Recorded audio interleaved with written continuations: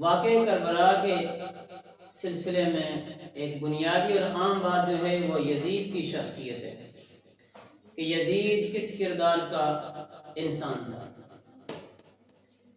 اس بارے میں لوگوں کے تین گروہ ہیں، یعنی تین قسم کے نظریے ہیں۔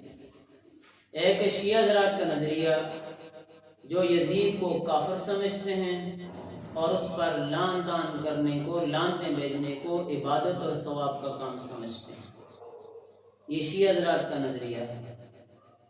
دوسرا ہے ناصبی گروہ جو یزید کو امیر المومنین، خلیفہ عادل ثابت کرتے ہیں اور اس کو اس جرم اور گناہ میں بے گناہ ثابت کرنے کی کوشش کرتے ہیں۔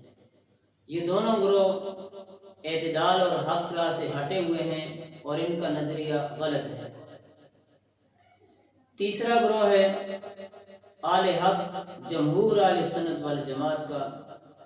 تو آل سنت کا نظریہ یزید کی شخصیت کے بارے میں یہ ہے، وہ ایک فاسق اور فاجر انسان تھا، اس کا کردار کوئی اچھا نہیں تھا، اور خاص کر یہ تین جرم اور تین گناہ اس کی حکومت کے زمانے میں اس سے جو ہوئے ہیں، جو اس کے فسق و فجور پر ایک بہت بڑا ثبوت ہے۔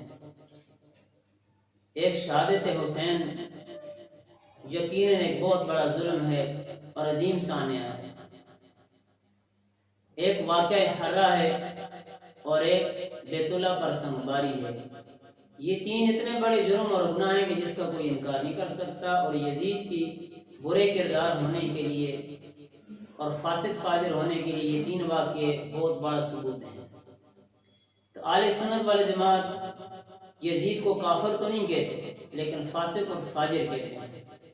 کافر اس لیے نہیں کہتے کہ جب تک کسی کے کفر پر کوئی قطعی ثبوت اور قطعی دلیل موجود نہ ہو تو کسی انسان کو کافر کہنا یہ جائز نہیں ہے۔ آدمی کسی گنہگار سے، گنہگار شخص کو گنہگار کہہ سکتے ہیں، فاسق فاجر کہہ سکتے ہیں، ظالم کہہ سکتے ہیں، بد کردار کہہ سکتے ہیں، لیکن کافر نہیں کہہ سکتا۔ تو اس لیے اہل سنت والجماعت کا موقف یزید کے بارے میں یہ ہے کہ وہ فاسق فاجر انسان تھا، اور یہ جو تین بڑے ظلم اس کی حکومت میں، اس کے دور میں ہوئے ہیں، یہ اس کے فسق و فجور پر ایک بہت بڑا ثبوت ہے۔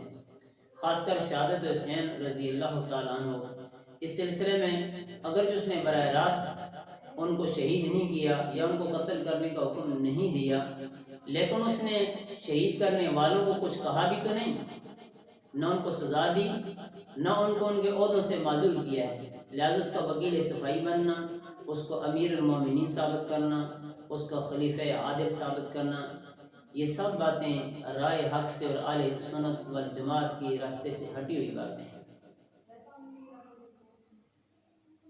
اللہ تعالیٰ ہمیں ہر مسئلے میں اہل حق کے راستے پر چلنے کی توفیق دے اور غلط راستوں سے ہمیں اور غلط نظریات سے بچنے کی توفیق دے۔